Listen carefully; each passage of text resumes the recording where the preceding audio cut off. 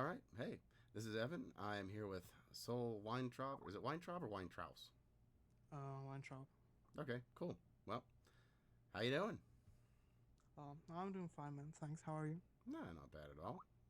Channel's doing a lot better, so this one will get out to even more people. Cool, right? Yeah.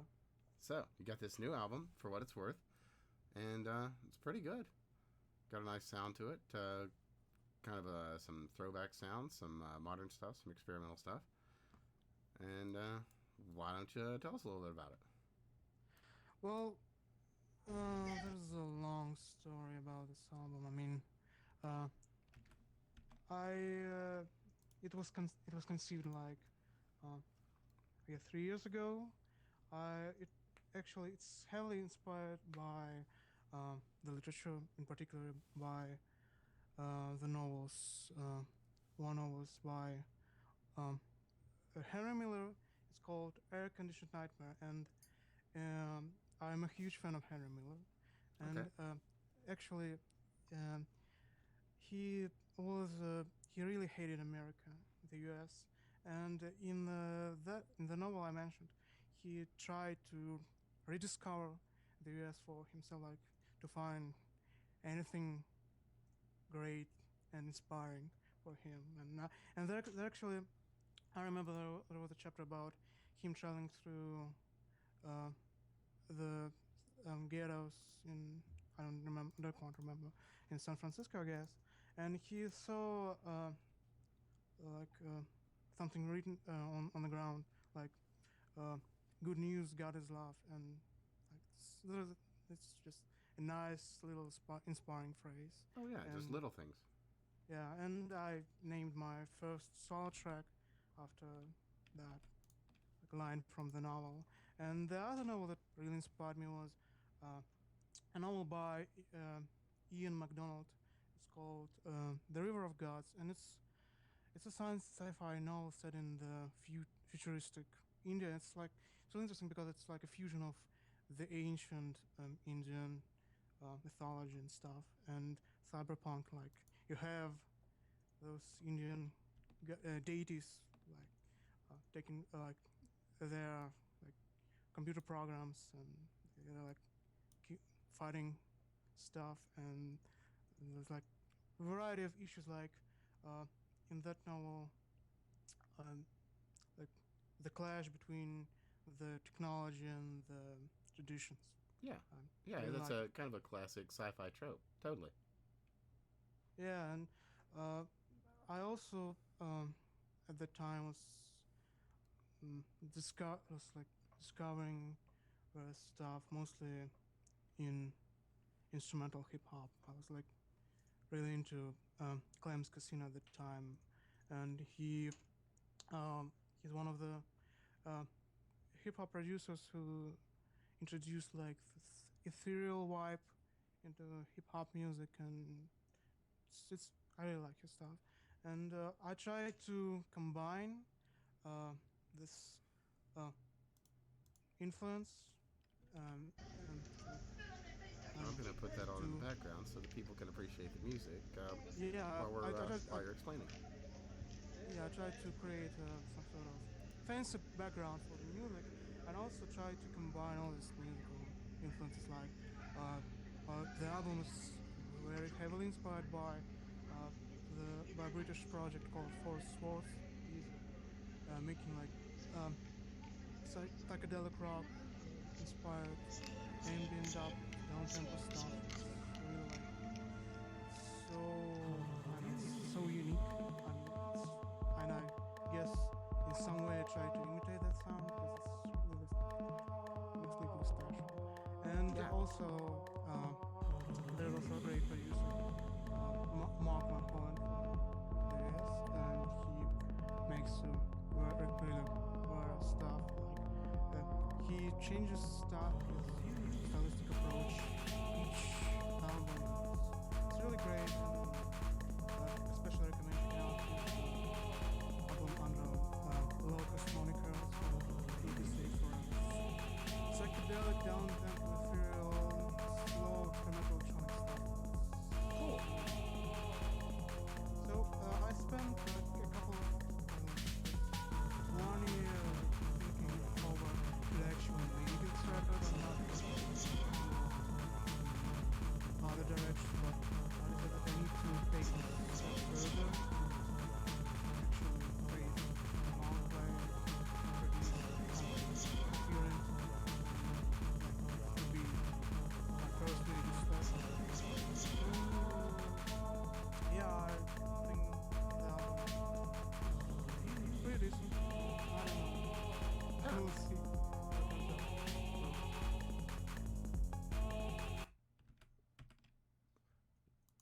well said.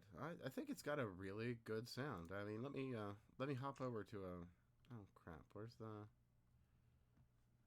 list here? All right. I guess I'll have to go back to the thing.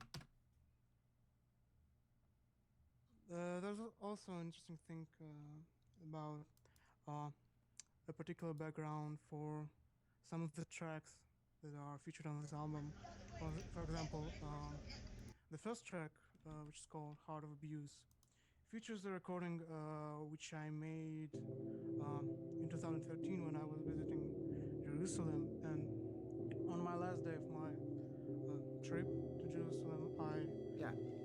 saw a religious woman yelling, verbally assaulting women on the streets who were not dressed modestly. They had short skirts and tank tops on, and that woman, the religious woman, was shouting out stuff like, "Dress, you're like asking for it, like even Satan despises you, like you're just like a cheap whore, all of you are like a cheap whore." And I was like really fascinated with this little. Yeah, I don't know. it's amazing what people will say. Really. Yeah, and somehow it triggered, I guess, sort of the contemplation about I don't know how people can manipulate other people. And I know it's kind of a vague concept, but I mean this whole influences like live events and music influences, they all like blend together, and the result is this kind of track which is heavily influenced by footwork music, which it's dance music that originated from Chicago, I guess, and Yeah. it's like a faster version of ghetto house. And I really like it because back in 2000s it was like some sort of, it's like was only like dance music only, like people only danced it, they didn't like listen to it, I guess. And when one of the major figures in this style of music, LP Goose, started releasing solo records, and then people started to like paying attention to this style of music, and a lot of people got involved, and a lot of records made in this genre made some significant noise in music press. Well, yeah, a lot of music has actually come out of Chicago, interestingly enough. I mean, that's the home of house music, right? Yeah, exactly. You know, there are always discussions like which American city is more important for electronic music, whether it is Detroit or Chicago. And, you know, the truth is always somewhere in between, and both cities are hugely influential in all the contemporary styles of electronic music. Oh, absolutely. I mean, that's where a lot of the, where a large portion of your real popular techno-y kind of stuff really can draw its roots. Yeah, and it's always interesting how a lot of styles develop over the time. And for instance, like industrial music usually is coined. It's usually coined that it comes from Berlin, and how it's like combined. Place like group like Nitzer Ebb and those type. Yeah, and it's always interesting to follow how this genres develop over Absolutely. time. Yeah, or Kraftwerk, for that matter, is an excellent example of that really early, kind of sound. Yeah, exactly. The Kraftwerk and also the krautrock music, which is like it's like the proto techno music, but it's heavily influenced by psychedelic rock and its attempt to, I don't know. I'm also, yeah, I'm a huge fan. I hope we're not not taking off the track too much. Don't want to digress too much. But I'm a huge fan of techno music, like, and yeah, and it's really interesting how it roots in psychedelic rock and early electronics, like early 50s and 60s stuff, totally abstract and named in the first electronic music pioneers. So I guess Daphne Oram and that I forgot. It's there was like a BBC studio that produced early sci-fi soundtrack. Like they produced um, the main theme for the Doctor Who series. Oh yeah, yeah. All of this influence are combined together, and we have now a lot of subgenres in techno music. Like we've got industrial techno, minimal techno, wonky techno. Yeah. I personally myself, um, I was really happy to DJ at some of the events that we had earlier this year in our city.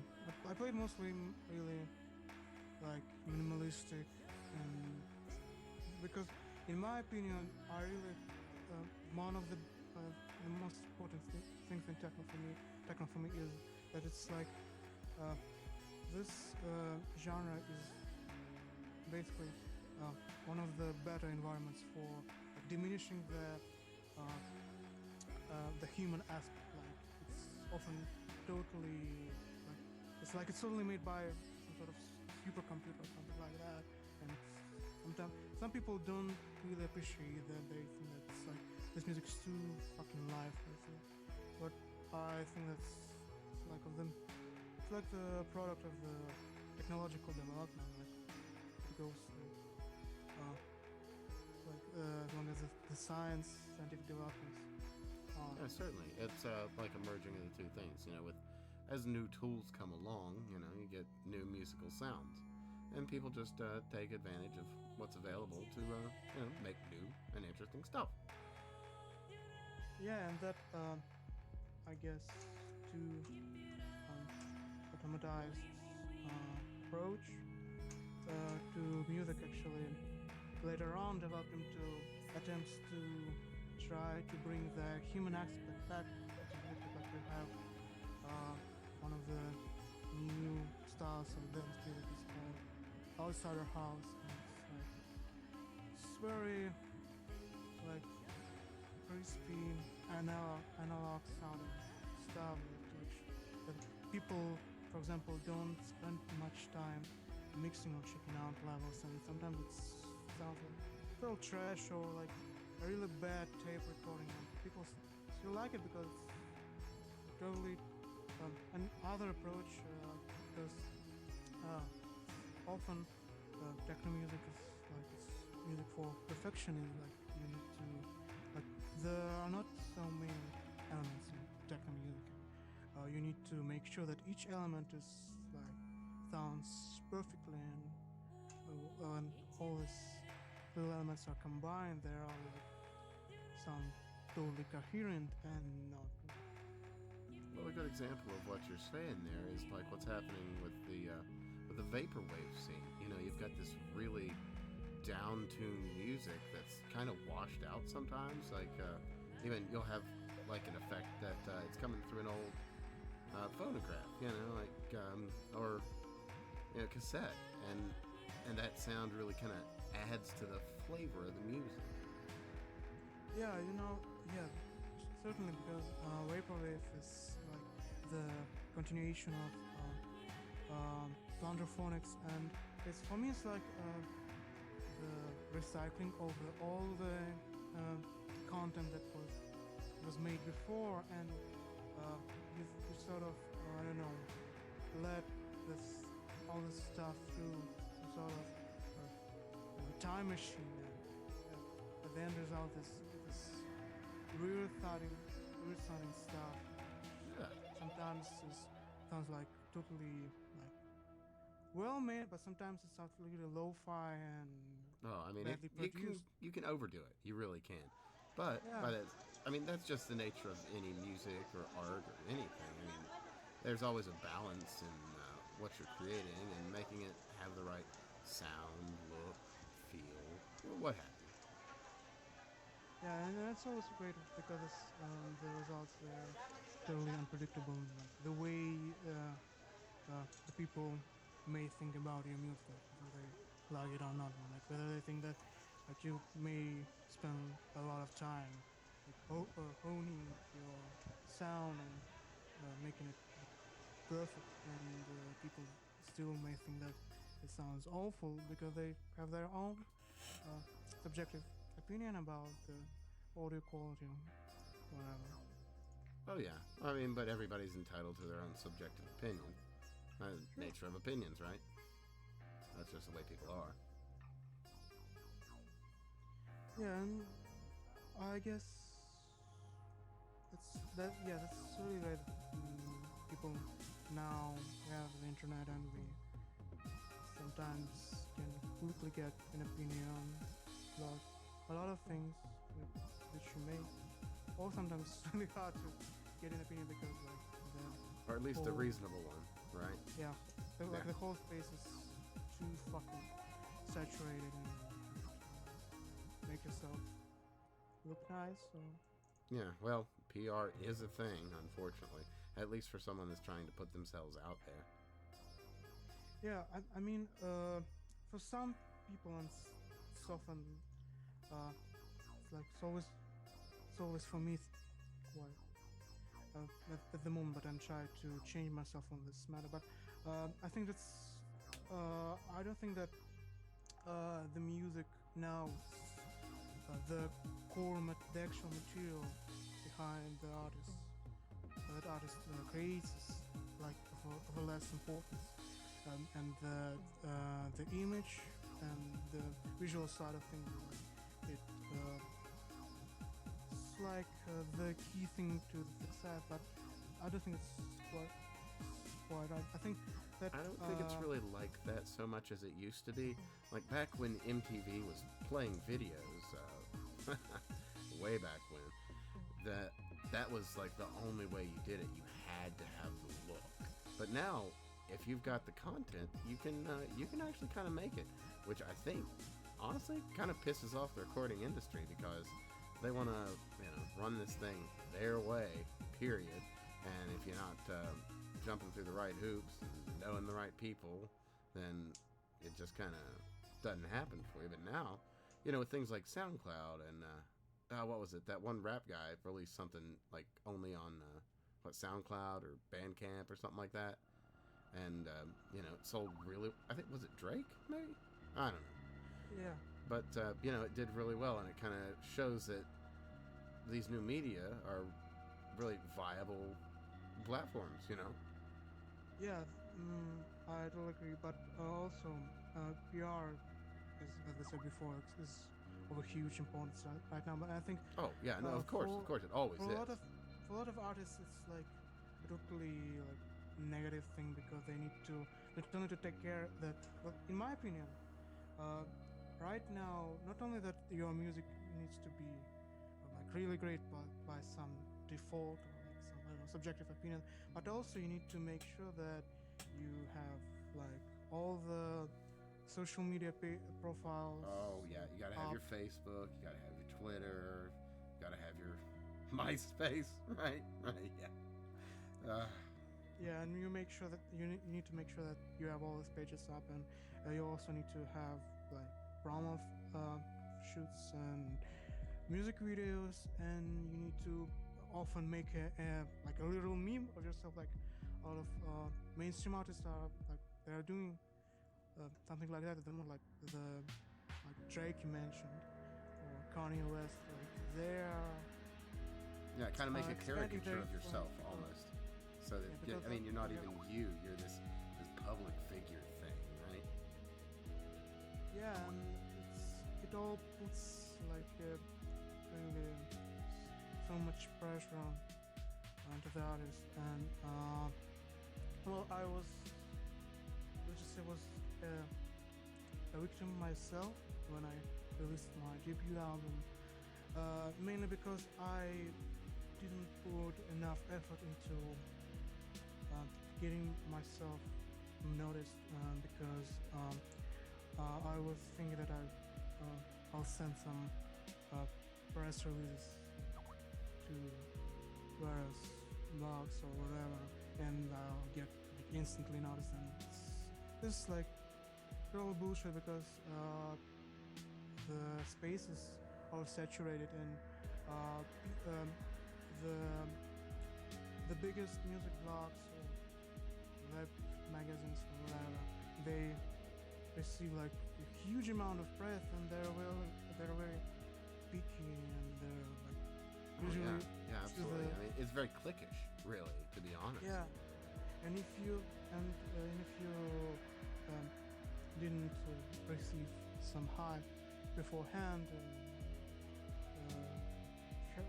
if you did make some buzz before you put out a record, then it's unlikely that it will get noticed by the media. And Yeah, I feel that at that moment. which is kind of sad, really. I mean, but that's still the old media way of things, still sticking around. It's just kind of just the way things have. Well, it's remnants of that. It's the way it's always been kind of thing, but it isn't as bad as it was, but it is still a thing. Yeah. Oh yeah, Yeah. in my opinion, what I should have done was producing some music for other more, I guess, established artists, and also I don't know, do a bit of uh, touring or like Oh, something that's really good co-produce. to try, like get your stuff out on like maybe a place like Groupies in one of their bundles, or see if you can just do some work in like some soundtrack work for some video games or something like that. That's a great way to at least get your name Yeah, out there.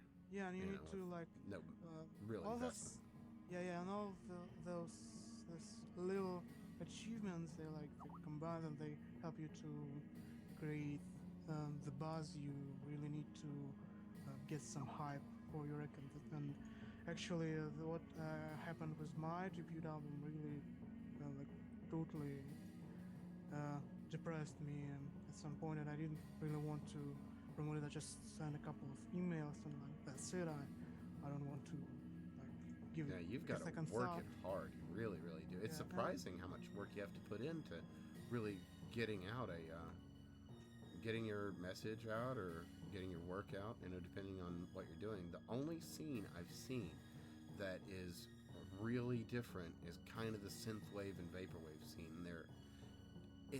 It's more of a community than I've ever seen in a musical scene, and I can only imagine how cutthroat the EDM scene is. I mean, there is yeah, so much.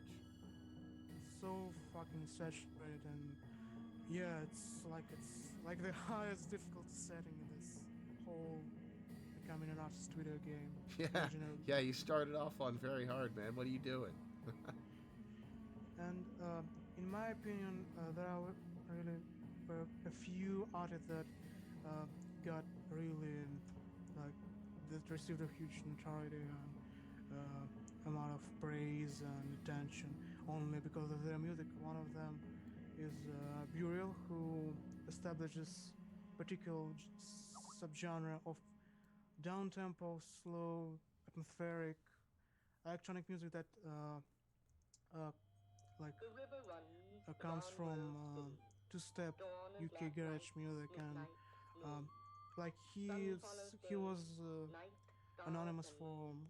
some long The time, day and ends, eventually the like end he begins, put his the end name out there, begins, and still the end he begins, never like the end performed live, begins, and the end begins, he the end don't begins. have he doesn't have any social media accounts and stuff like that, and just people just love him and praise him for his music only, and Oh yeah, he but that's I that's know got to be it's a rarity. I mean, especially in this day and age, right? yeah, right now it's really hard to pull out something like that, and it's very unlikely that you get noticed if you just put quietly put some stuff out there, or you'll just send it to your acquaintances or like internet friends or something like that, and it won't help. It won't help much, and it didn't help much to me. But I'm still like satisfied with the positive reviews I get from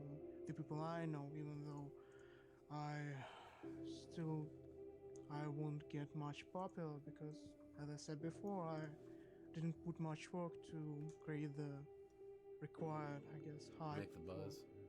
yeah, that I needed to before I put out the record. Yeah. Well, You live and you I- learn. You know. I mean, yeah, now you know, and at least you've got a couple more, a handful at least more contacts than you did the first time around. And you've turned, learned the lessons, and hopefully you can turn those into a better success, right? yeah, time will tell how it turns out but it's also really difficult for me because there's a lot of stuff, like personal issues and stuff, but also I try to like change my stylistic direction, which really is it's also may turn some people off because they like used to you like you're making this kind of music and then you suddenly make the other kind of music and people go like, what the fuck, man, I was expecting you to make this type of tunes and like making totally different like real experimental stuff and I was expecting you to make some. I'll be honest, there's I'm really liking this album. I like it better than your last one. I mean, it's got a good sound, and it's got a good contemporary sound. People like a good down tempo. It's I really, do. it's really great, and actually, I put a lot of work into it, and just had a couple, sketches or just quick little recordings I made back in 2013, and I just developed them last year, and yeah, and we also can get back on the tracklist thing about the background of this Yeah, sure. track featured on the album. The other thing,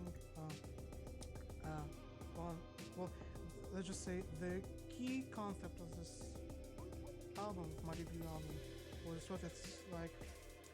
I guess I'm so fucking shy and indecisive as a beginner, as an amateur, and I want listeners to decide whether my thing is like worth listening, and I try to create this little concept of a journey to an unknown land and try to make it somehow this imaginary land that look like India but still like not totally Indian, like this folk influence it wants like it.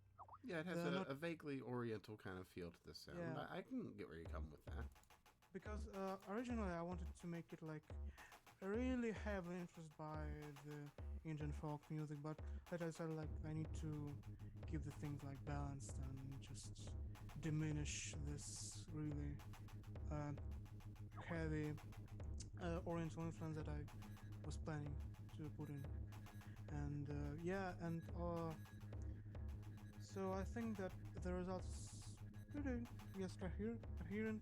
Right, I mean, what you've made here, it's not just completely experimental, like crazy experimental Yeah. noise stuff. It's something that's actually danceable, which is what you really want out of a good electronic tune. Yeah, and for example, there are tracks that are obviously made to raise and to make people raise eyebrows. Like the second track is like complete departure from the first one, and but I said like I want to make the second track it occurred to me features a sample of me screaming, and I decided that I want to make like a wake up call of sorts, and I think it turned out great.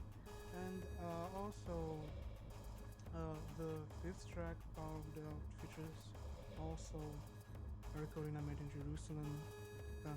I recorded some crowd noises on the market, and also the Sleeping River of Life.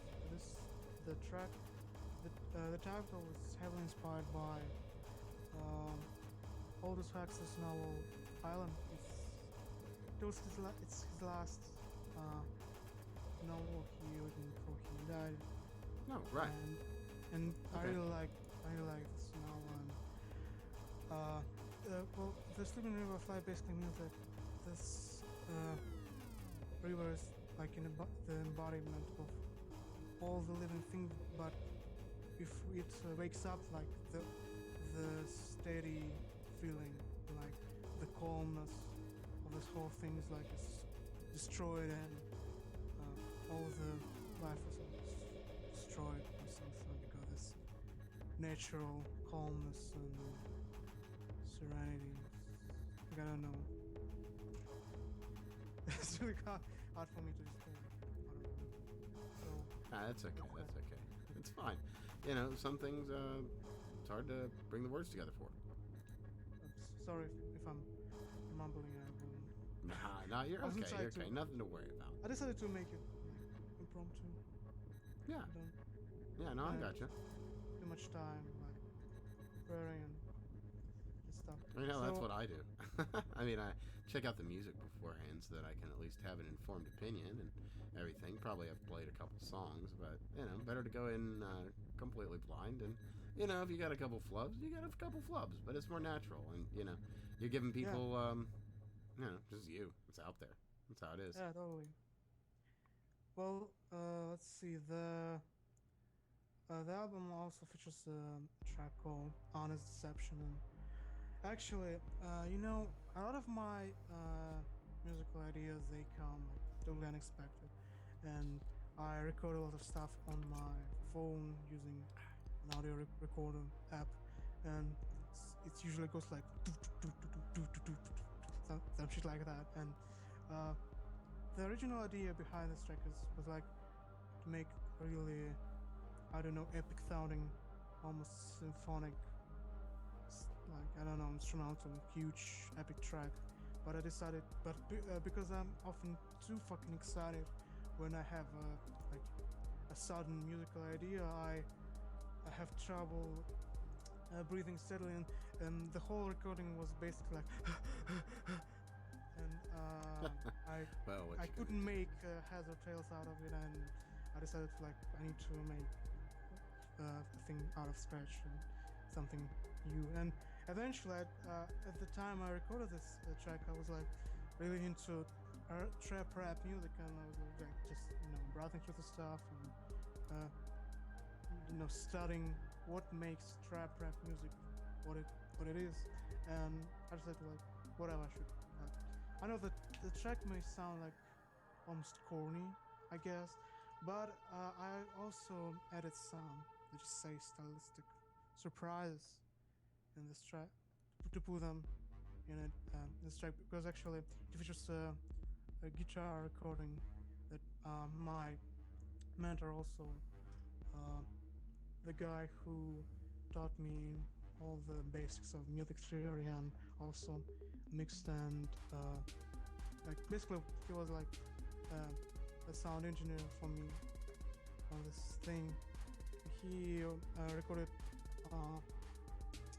like some guitar samples for me, and I wasn't actually asking, because I sent him the notes like by mistake, and like he sent me, I was like, dude, I didn't ask you for that, but you, and he said like, but you sent me the stuff, and I decided to record it, and I was like, well, okay, that sounds totally fine. Yeah, that's really cool, actually. And I edited it as some sort of like a totally out of the blue stylistic departure from the track itself. Like, some people may think like, what the fuck he shoveled it in this track, and what the fuck he did, and it sounds shit. But actually, I decided to put this little punk rock, I guess, outro into this track, because it is actually inspired by other track by the artist named Trevor Jackson. He made, I guess, my favorite electronic music album of the last year, and it actually there's this track that like also have a similar concept. Basically, one half of the track is like an electronic music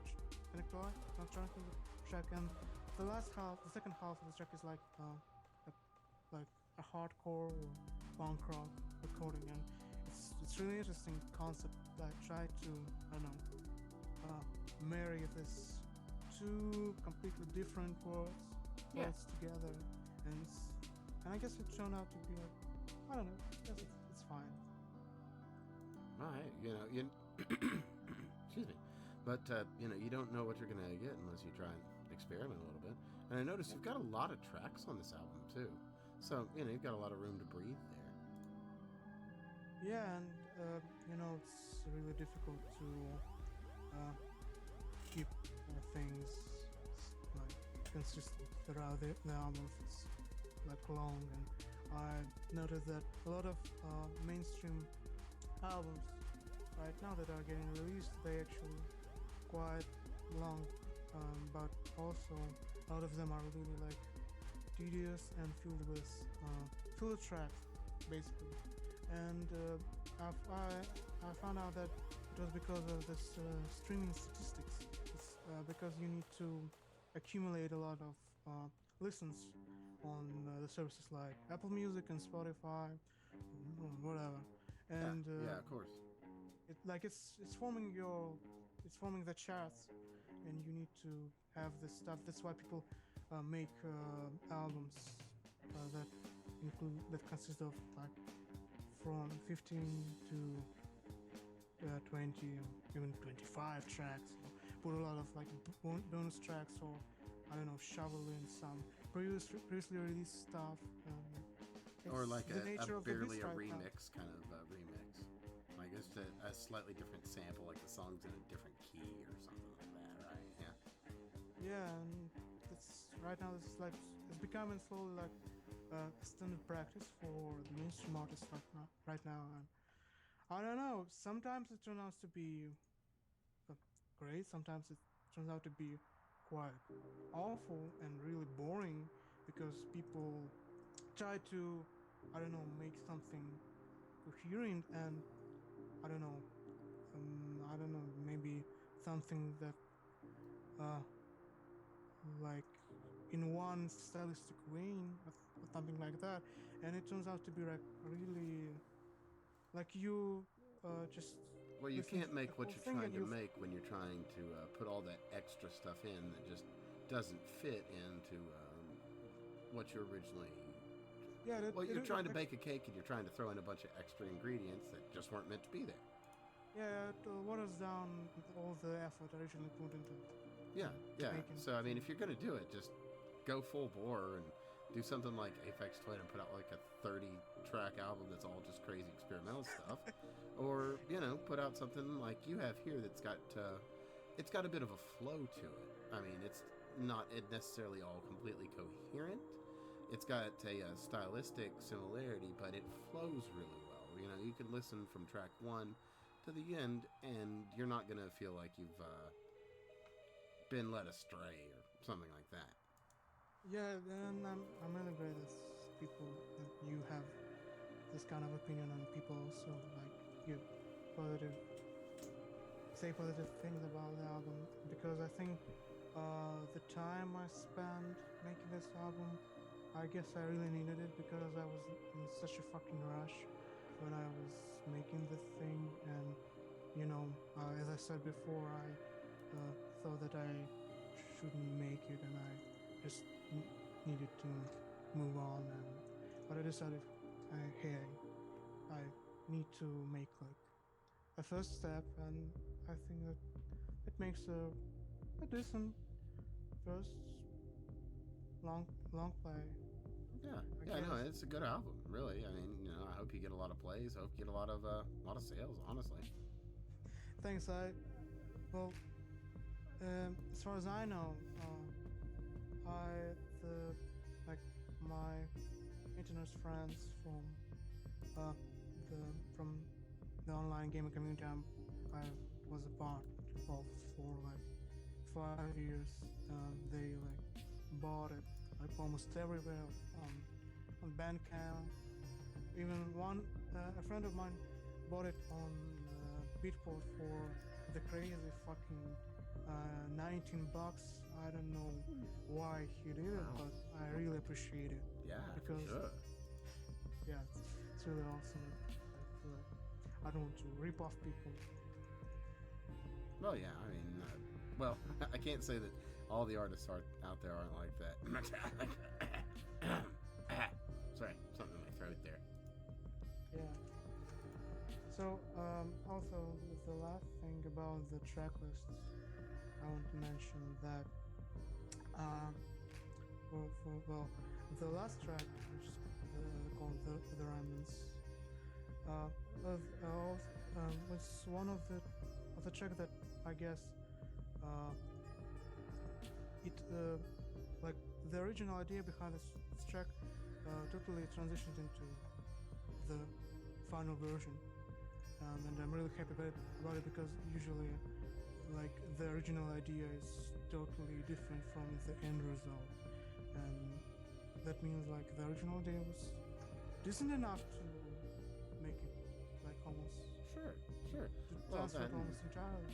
and it also And- means you were able to translate what was in your head into something actual, which a lot of people have a lot of trouble with that. I know I do sometimes. Yeah, this final track features uh, me singing, and I always have, I don't know, it's quite difficult to say because when I listen to it, sometimes I think that I did a decent job with singing because it's not a kind of music that requires you to have like truly outstanding vocal ability. But when Right, I you don't need to sometimes be Whitney Houston, right? yeah, but sometimes when I listen it again, I think that I could have done it better. You can Well, always make that's something. a sign of a good artist. If you go back and look at your work and they're like, man, I could have done this better, then you're at least doing something right. When you say this is perfect, I can't do any wrong, Well, that's when you know you're kind of too far stuck up your own ass, and you should maybe take a step back. So you've got the right outlook. maybe, but also I know where this my opinion about my vocals from on this track stems from. One thing, well, the first thing that I guess I watched too much. Sorry, fuck, sorry. Watched too many the Needle Drop reviews, and I know that Anthony Fantana he's very particular and like very critical about uh, the vocals on, especially if it's like a pop artist or whatever, and his criticism about a lot of stuff like stucks in my head, and sometimes like I hear I hear him like saying whereas not pleasant stuff in my head when I record vocals. And but the second thing is I want to get in the mainstream music. I want to produce pop stuff, and uh, basically, if you want to make I don't know pop music, you need to put a fucking gargantuan efforts into it because like the Too vocals true. Yeah. is the key thing, and it creates personality, it creates the presence of the actual artist behind this whole thing. And if your vocals are not outstanding or I don't know memorable, something like that, you are not gonna make it. You're not gonna make like you're gonna not make people won't fucking even bother listening to you because Well, if you're going into the pop scene, but I mean there are other scenes. But then again, like you say, the electronic music scene is way saturated, so it's really kind of hard to break in there. yeah, indeed. But I guess that's the way it is right now because yeah, and the access to um, DAWs and music tutorials and this open internet platforms like Bandcamp where you can upload stuff. That's like the basic aspects of it. And later you need to make sure that you have actual like online presence or like music videos that you are touring and stuff Right. that you making some actual impact. Otherwise, yeah, there's unlikely to be any sort of success. Well, yeah, I mean it. Well, in the old days, you'd kind of do that, and then the recording industry label that you're with, they'd do the heavy lifting kind of things. But nowadays, you got to do all the heavy lifting yourself. Really. Yeah, indeed, and I think well, for sure it puts like hell of a pressure on the artists, and but still, as far as I know, with the major labels nowadays, the situation is not quite good. I mean, as far as I can see, most of the major labels rely on hit singles, and if you're not gonna make it as like if your track uh, if it doesn't become a meme of sorts again, like it happened with Hotline Bling by Drake, for example. No. The any major label won't pick you or won't promote you, or even bother you promoting you. It happens all the time. It happens with all the artists that make some one or a couple of hit singles and they eventually drop out of their major label. Well, that's labels. the thing. And Those labels, they're after. They're not really after hit makers or after long projects. What they're after is series of one-hit wonders. Because if you can sign Indeed. somebody up into a soul-stealing contract and get what blood out of them you can, then not much reason to keep them around or give them a chance to make something of themselves after. yeah, indeed, and I don't know. On the one hand, some tracks that are produced in this really, I don't know, hostile, I guess, environment Yeah. are quite interesting and sometimes innovative, and sometimes just catchy, and you keep wondering why you keep like this shit keeps playing in your head. But on the other hand, it really sucks the soul out of the art itself, and the the actual material becomes just like a mass, a product for mass consumption. It's an old story, but still there's, I know, Nature a of the lot game, of you might say. aspects. Yeah. Yeah. So, that being said, so I can appeal to international people or anything. What are your thoughts on this Euro 2016 nonsense? Oh, I don't quite follow it. I don't know. I mean, obviously that the current political environment affects it. This whole thing affects the opinion of people. But still, I don't give much of a thought to this whole thing. Which is probably a safe idea.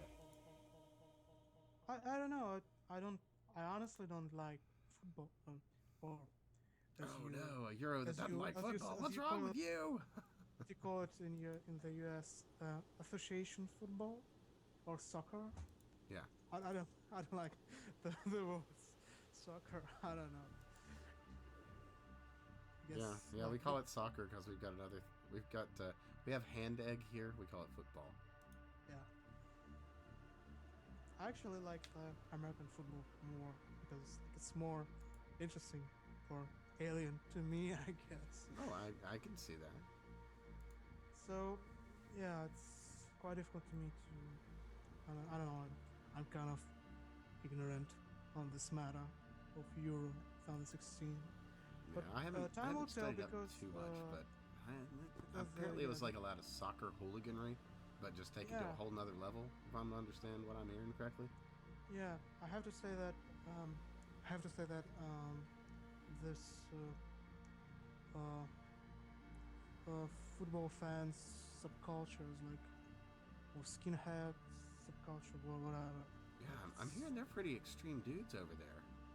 Yeah, and for a lot of people, it's just they have like an excuse to be fucking violent, like to just I don't know, smash glass and kick people.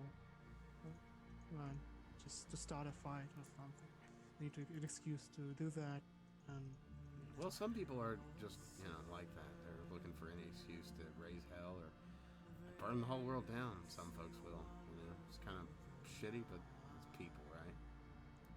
yeah, but we'll see how it turns out on in 2018 when uh, the Euro starts in here in Russia because Yeah, I yeah. don't know what's gonna happen honestly, and they're like a lot of money was spent to, was put into was put into this whole thing here, and I don't know, man. Well, the the Olympics uh, in 2014, like it was okay, I guess, but I don't know, man. It's about like the international prestige of the country, and Yeah, yeah. time will tell because I don't think that other countries consider the Russian Federation as the key enemy or like the key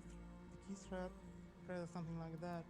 Yeah, the world's kind of Uh, changed around that idea. People are more accepting of the old Eastern Bloc countries.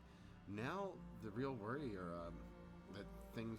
It's the European Union has changed things. Some ways for the better, and a lot of ways, in my opinion, for the worse. So, I don't know. We'll see how this all plays out. I am super keen to see how this Brexit thing plays out. I honestly hope that they get out because should they do that, it'll send a message to the bigwigs at the Euro that the way that things have been going just isn't flying with the people. I mean, what was it? They had oh hell with they had the thing with Ireland, the Lisbon Accord, yeah, where they had them vote to become members of the EU, and they voted no. They're like, oh, this won't work. So they had them vote again, and then people were a lot of them just so pissed off. They were like, no, we gave you our vote. We're not wanting to become this. So the second one basically just went through on a song. It's atrocious the way things are run. oh shit, I didn't know that. Yeah, yeah. There's a lot of that in the EU. I mean, a lot of good has come out of that. I guess you could say brotherly nature. There's a lot of great science that has come out of the EU, but by that same accord, there's a lot of dirty, ugly politics and like dirty pool kind of stuff that's been going on. I mean, most of the ruling parties, from my understanding, are unelected. How would you say? Like boards, you might say, that are just completely unelected officials that have been put there by not even necessarily the MEPs that are elected from these countries. Like Britain, Ireland, Spain, Germany, Sweden, Norway. All those. It's it's a it's a hell of a situation. I tell you what, it really is. I don't even know if I could adequately explain it. I don't know if I can fully wrap my head around all the minutia of that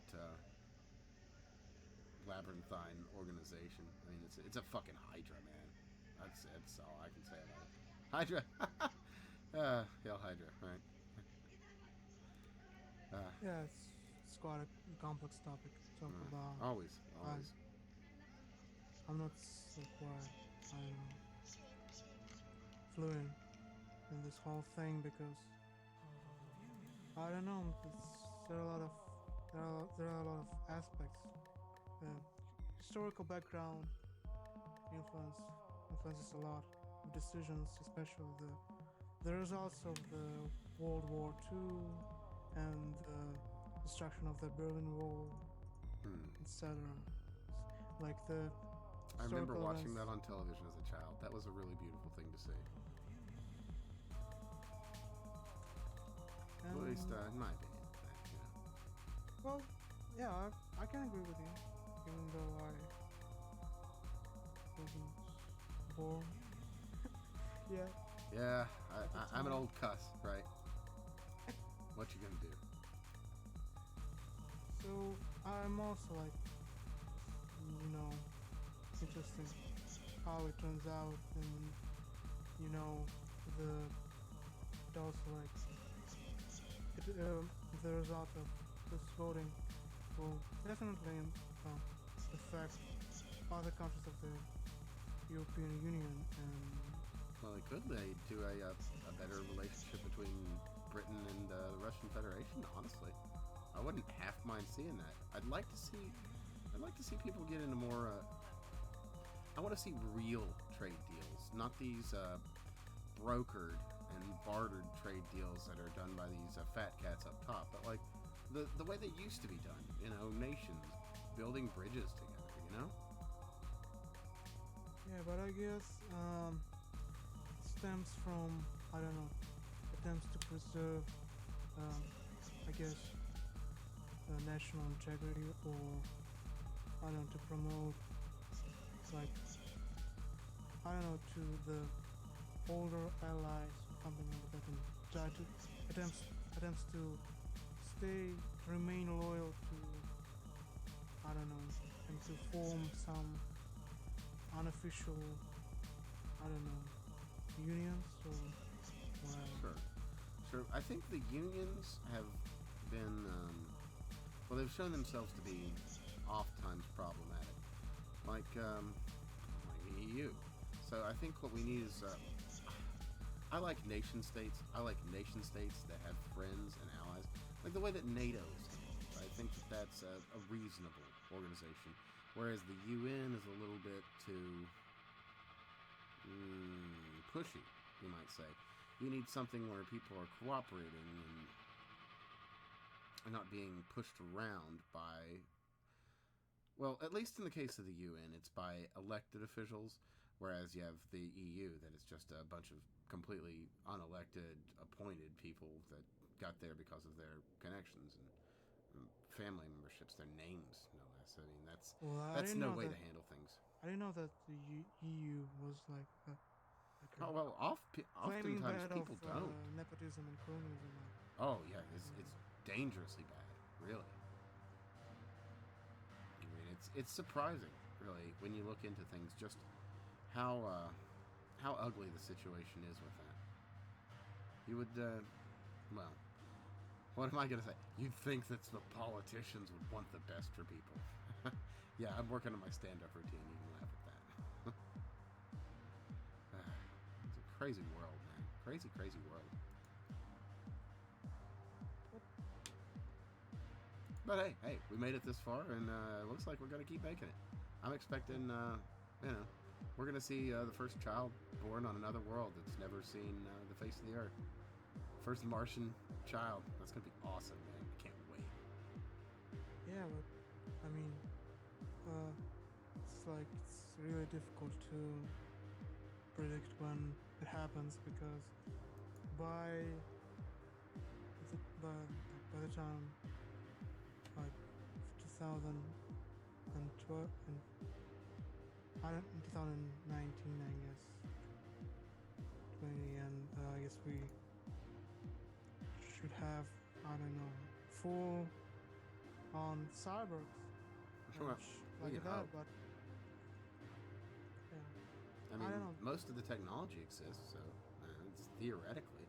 Although that's all going to be driven by market forces as opposed to what you see in like cartoons and such. A lot of the things just can't be made to pass because you can't push things to market. You've got old products that just don't wear out, and things just kind of. Some things go as fast as they do. Some things go faster. I mean, you look at old television shows about sci-fi stuff. They'd have stuff that's less impressive than the cell phones we carry in our pocket. But then they might have like flying cars. Speaking of, where's my flying car? I want a flying car. I was promised a flying car by the 90s when I was a young little thing, which was the 80s. But anyway, we were told we were going to get flying cars. It still haven't happened. I am. I want a flying car. Yeah, that would be great. But still don't have flying cars and Although I've heard some work with drone-based designs for motorcycles, kind of, has actually progressed really well. Like there's a possibility we'll be seeing those as a reasonable cost option. I mean, reasonable being a relative term. It's going to be many thousands of dollars, probably double and triple the cost of the car, but still, we'll be seeing these things come to market. I imagine those at least before the end of this decade, by 2019. Wouldn't mind sooner, but, yeah, can't get too optimistic.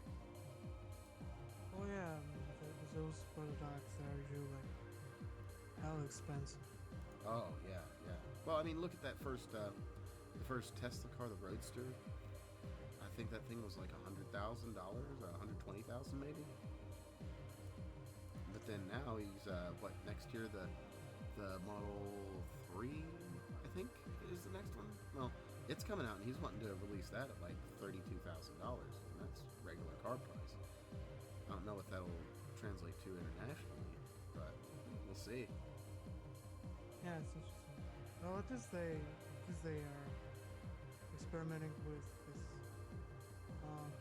hoverboard, or I don't know how it's properly called. Like I saw a video recently. A guy flew over a river, I guess. Oh yeah, I saw that. It's a like big. It's not like the one from Back to the Future, but Yeah. it was actually functional. It was what, like 5 foot up, maybe 10. Yeah, I think people need to change their, I guess, perception of scientific and technological innovations. Like they in sci-fi and in fiction, they get like the end product, like, and how a lot of work is put in. Well, you get from A making- to D without going through B and C. Yeah. Yeah. But we're kind of going through those B and C steps. I don't know if you've seen any of my science bits, but some amazing stuff is happening with science right now with things like graphene and nanotechnology and nanomaterials. We're really we're entering kind of a golden age of science. I mean, here in the next few decades, we should see things that our parents weren't expecting. Finally, I said it before. I want that neon chrome future that I was promised as a little boy. Well, we'll see if we live long enough to face this kind of future.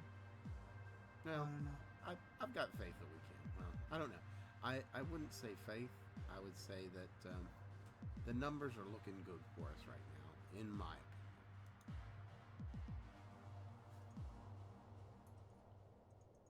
Maybe not all of us, but hey, if somebody can make it, we can, kind of lift some other people up out of the muck and the mire and get them to something decent. Fingers crossed. What can I say? I'm a bit of an optimist. I don't know. I actually don't give it much of a thought recently. I don't know. Just too. I'm too fucking self-centered lately. Hey, you've been I working used on an to- album. No fault of yours there. That's perfectly fine. I Gotta was get this like thing out, really- make it happen. Yeah, I was really like thinking a lot about that, thinking about the scientific advances and this kind of thing. I was like really thoroughly like giving it like contemplating a lot about that because I used to read a lot of space operas and short sci-fi stories about like some crazy possible future technologies, and yeah, but now I stick to mostly oh my god that's good. How it's called philosophical novels Yeah. mostly, but still I still don't mind reading a couple of sci-fi stories. I'm still a huge fan of Philip K. Dick and Ursula Le Guin and that kind of stuff. I try not to just bury myself under this whole, I don't know, of this whole theorizing about the human nature, psychology, like the search for the inner God, or I don't know, some extraterrestrial source Sure, of sure. knowledge, Right. like the perfect knowledge for whatever. No, hey, that each person has their own path, right? That's just the nature of life. So, you walk it how you walk it. I know there's nothing wrong with that. Unless you just like some piece of shit that's trying to burn the whole world down, in which case, you can go fuck yourself and consider, You know, I a often, lake. I often think about actually this kind of things like becoming. I don't know. Recently I was thinking about I was thinking that I need to, you know, I don't want to like make like a huge story, like literally talk a lot about it, but still, before I started making music, I was thinking that I was a really shitty human being, and I needed to be like a decent human being to make actual art and that kind of stuff. But later I told myself that I need that I going that I'm going to improve myself as I'm making my art and developing and crafting and Sure. honing the whole thing. And Well, that's yeah, probably the best thing to do when you're creating and you're recreating yourself. So what you come up with is a better final product in both regards. and now I'm Oh no, my phone! I'll have to ignore that. I'll answer that later. um, Yeah, no worries. can we continue? No, we're fine. I'll call him back. It's just my dad. Okay. So and basically where was I? And right now I'm on, let's just say, and on an imaginary, I don't know, fork, and I need to choose one of the directions, and I have this sort of opinion that do I am I like do I oh sorry, I suddenly forgot that I could speak English. Basically, do I belong to the world or do I belong to myself? And that's because if you want to, I was thinking that if you want to become a really influential artist for at least a generation after, you need to like become some sort of celebrity, or at least become a public figure. On the other hand, if you want to dedicate your free time to yourself and just make stuff at your pace, you don't have to like become that much of a public figure, and you belong to yourself, and you act like one day you want to make music on the phone, and other day you want to play video games the whole day, or read books, or hang out, or whatever.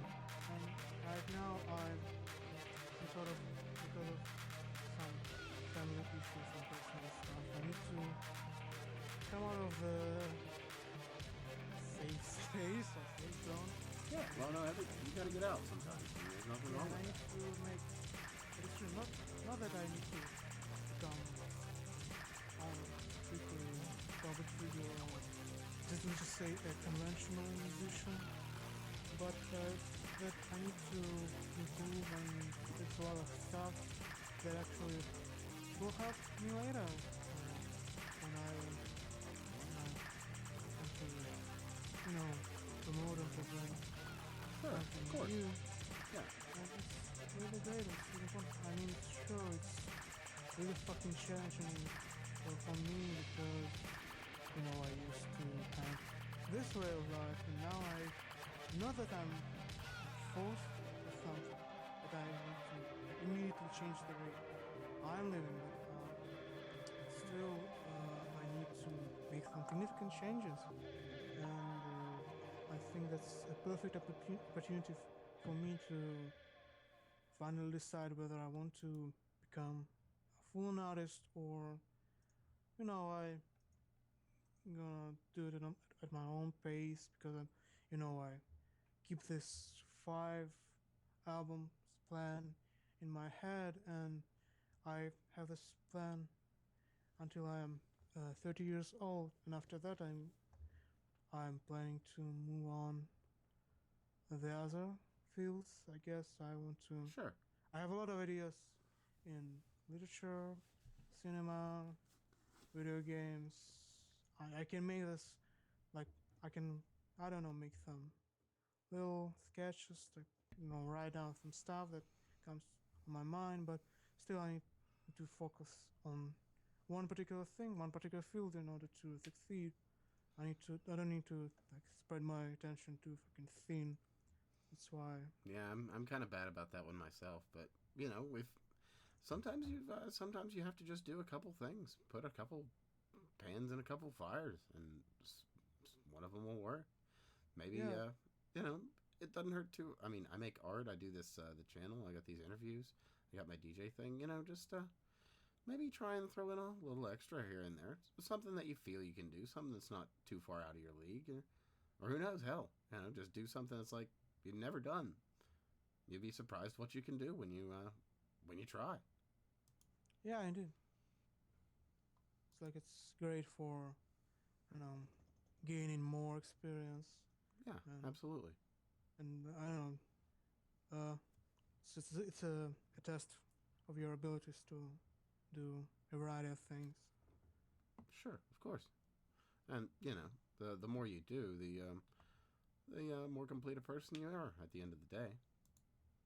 Yeah, indeed, and honestly, I don't know how it turns out with the stuff I release under the Sol Weintraub moniker, and how it turns out regarding my planned mainstream slash pop music project. I also have a lot of other things on my mind. I plan on releasing a techno EP later this summer because I made a couple of tracks last year and also made a couple of tracks earlier this year in February, and like this is enough material to put out an extended play record, but I too fucking lazy to hone it, to polish it. Well, And just get it together, and then maybe from there, just do a little here and there. What an advice I give people is, just do one thing a day, one more thing than you did before, and at the end of the day, it may not be much, but after a couple days, you'll be surprised what you've accomplished, and you don't have to put together too much effort. Absolutely. I mean, that's not much of a. They don't need to put a lot of effort into this. Into the just a little EP bit I every mentioned now and because then. like it's almost complete. Oh, Complete. cool. I just need to either mix it or check the levels. I don't know, to master it a bit, make it sound louder, cleaner, or I don't know. And it's really good. I think it will be really great. It isn't techno EP. We'll see. I also And I'll tell you what, when you get it together, if you'd like, I'll be more than happy to have you on for just a quick little promo or something. okay, that'd be great. Okay, cool. And I also had a sudden urge to make some, I don't know, let's just say atmospheric drum and bass stuff. I recorded sure. a couple of tracks, and there's gonna be I'm gonna announce that a huge announcement. I'm gonna release a free EP on the Imminent label, on which I release my debut album, and also I work as just a PR, some sort of PR manager. Basically, I just reply to the emails, just to upload stuff. Sure. Make sure that Yeah. social media profiles are like filled with information and stuff. Yeah. Speaking yeah, of, I'll have links below to the audio music. Of course, audio music. I'll have links below to the SoundCloud and your Twitter as well, so that people can look you up. I hope that my awkward English mistakes. No, you've been fine. Haven't I've personally talked to people with much more horrendous English, so you are doing just fine. I haven't had anybody on here that actually no. Damocles was about your same command of the English language, although his accent's a little bit more clear than yours. But I get everything you're saying, and I don't think any of my viewers, listeners will have any issue with you. You've done aces, man. You're doing just fine. Okay, but so fucking. I was worried about it. I want to diminish the fucking accent and sound perfect English, but so I like a practice and it's difficult. I'm mumbling and occasional mistakes. It happens. Well, actually, some good practice is you can do the action movies. Lines from action movies are generally spoken with great clarity, and the monologues from those are always just fun. So that's some good practice if you like. Aside from that, another great way to practice is not speeches per se, but like sermons. That's the word I was looking for. Yeah, a sermon, or like the Americanized Bible. Whether you believe or not, it's just it's a good book to practice the verbiage with. Oh yeah, I understand. Yeah. Yeah, well, I mean, a lot of words and put together in different and interesting ways so that you can flex your tongue.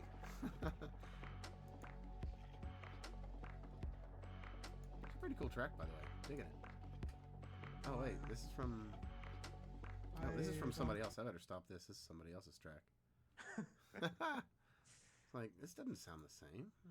I knew the thing was going. Well, let's hope they don't hit me with that one. If they do, we'll have to throw some other audio in there. I'll overdub it or something. Yeah, please don't hit me, whoever you are. Oh. But anyway, I guess we're getting up near the end of this, so we can go ahead and kind of wrap stuff up. I try and keep these about the 120 mark. We're actually at 117, so why don't you tell some people where they can find your stuff, and your old stuff, new stuff, and where they can find you. Well, you can find my older stuff on. Let me check out a second. It's on sensenet.bandcamp.com. It's the net label I released my first stuff on, and my current label is Imminent, which is on immnt.bandcamp.com, and on this Bandcamp page, like on the sidebar, like there are all the links, like on SoundCloud and Facebook, Okay, cool. YouTube, and other things. Like you also can find me on Twitter at Weintraub Sol. I usually tweet some nonsense which eventually may or may not become track titles. It's common practice for me. Just tweet some random words. Sure. Or some. And this is from that first album, Super Moonlight Sonata. I've actually played this on my show a time or two. Yeah, it's a different ME track. It features a recording of a pilot conversation of two pilots of Concorde plane. It's like it was the first ever, like, and the only passenger supersonic jet. Yeah, I hear somebody's trying to bring one back now. He got retired in the early middle '90s, didn't it? Kind of sad. It was really cool. It was actually a tragedy in 2001, I guess. Oh, was it? One of these planes crashed. Oh yeah, because there were only the two. Yeah, I guess there were like only two of them, and one of them crashed, and companies decided, well, no, we will stick with them and just, I know it's like, it's too dangerous to people. Yeah, but then again, you look at those numbers. I mean, just by the numbers alone, that's actually pretty good considering you've got these few examples and they fly at ridiculous speeds and do so exceptionally well with a great service record. But hey, that's just the nature of things. Somebody will come up with something new, or who knows, maybe this Elon Musk hyperloop thing will be the next big thing, and that'll happen. I mean, if that goes through, that's going to be what that thing goes at like 5, 6, 700 miles per hour or something. Crazy stuff. We should see some interesting things in the next few years. You know? But anyway, I'll make sure that there are some good links below. For some crazy reason, people have got here other than through a link from me. I'm at that fake guy Dan on Twitter. And, well, this is my channel, so you're already looking at it. But thanks for coming on, man. We really appreciate it. And when you get the new stuff ready to go, just drop me a line and we'll set you up a promo. All right? Yeah, thank you, man. Thank you for an opportunity to talk a little bit about sure. the album. Yeah, I'd be glad to have you again anytime in the future. So thanks everybody for tuning in. Thanks for being here, and I'll see y'all soon. Toodles.